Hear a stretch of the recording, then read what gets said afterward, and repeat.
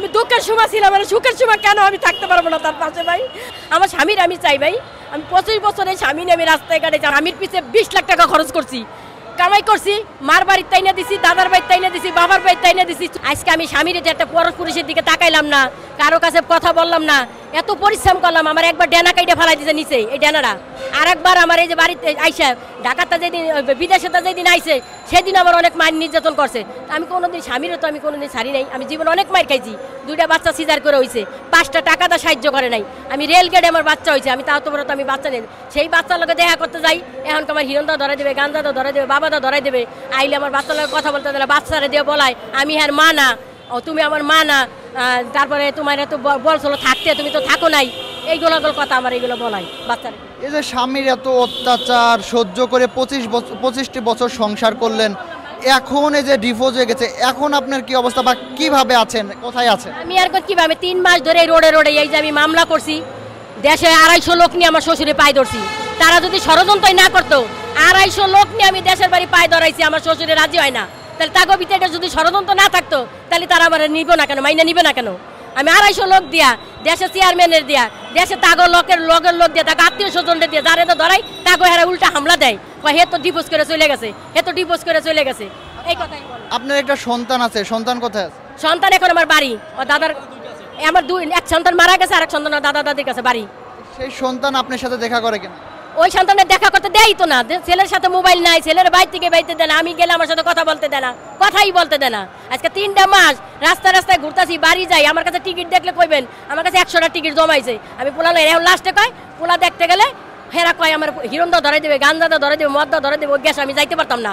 তার মানে ওই দেশে আমার কোনো আত্মীয় স্বজন নাই ভাই, আমার গাছের পাতাও আমার নামে একটা সাক্ষী দেবে না কেন? আমি ওই দেশের হলো বউ তার, আমি থাকছি ঢাকা শহরে, জীবন কাটাইছি ঢাকা শহরে, তার ছেলে নিয়ে আমি ঢাকা শহরে জীবন কাটাইছি, আমার বাচ্চা 2টা জন্ম হয়েছে ঢাকা শহরে ভাই, আমার সব ঢাকা শহরে। কিন্তু এই জন্যই তাগো কথাই মানছি, আমার কথা কেউ বলে না ভাই, আমি কারো কাছে বিচার পাই না দেশে। আপনার ছেলের বয়স 15 বছর, তো 15 বছর এই মানুষ হয়েছে কার কাছে, মানে বড় হয়েছে? ওর ছোট আব্বা, ওর ছোট চাচাই মানুষ করছে, ওর দাদি মানুষ করছে, ওর ছোট চাচাই ওর অবদান। আমি এটা বলতে পারবো না, ওর চাচা, ওর ছোট চাচাই আমার ছেলেরে খুব ভালোবাসে, সে রক্ত পানি করে আমার ছেলের মানুষ করতেছে। আপনার সন্তান আপনার কাছে থাকতো না, আপনার হাজবেন্ড বিদেশে থাকতো, ঢাকা আপনি একা একা কি করতেন? তখন আমি বাড়ি ছিলাম, আমি 2 বছর বাড়ি ছিলাম, আমি শ্বশুর শাশুড়ি খেজমত করছি, আমি শাশুড়ি শ্বশুরি খেজমত করছি, আমার শাশুড়ি খেজমত করছি, শ্বশুরি খেজমত করছি, আমি সংসার দেখছি। আমি যখন বাড়ি ছিলাম, আমি বাড়ি ছিলাম, আমার স্বামী বাংলাদেশে আসার পরেই আমার কি হইলো, যেদিন আসলো সেদিনে আমার পরের দিন আমার ডিভোর্স দেওয়া লাগে ভাই। আপনি 2 বছর শ্বশুর শাশুড়ির খেদমত করলেন, সেই শ্বশুর শাশুড়ি আপনার সাথে এমন আচরণ করে কেন ভাই? কেন করলো এটাই জানে, আমি তো আর বলতে পারবো না ভাই। এরকম করে আমার বিয়ের পরের থেকেই আমার সাথে এরকম। আমি এতিম, আমি গরিব, আমার কেউ নাই, আমার টাকা নাই, পয়সা নাই, তার ছেলে এরকম। কিন্তু ওই সময় তার ছেলে নিশা খাইতো, ছেলেরও বাড়ি জায়গা দেয় নাই, আমারও বাড়ি জায়গা দেয় নাই। এখন ছেলে বিদেশ গেছে, এখন ছেলে বিয়ে করছে, সেই বউ মাইনে নিছে, আমারে মাঝখান থেকে আমারে সরাই দিল।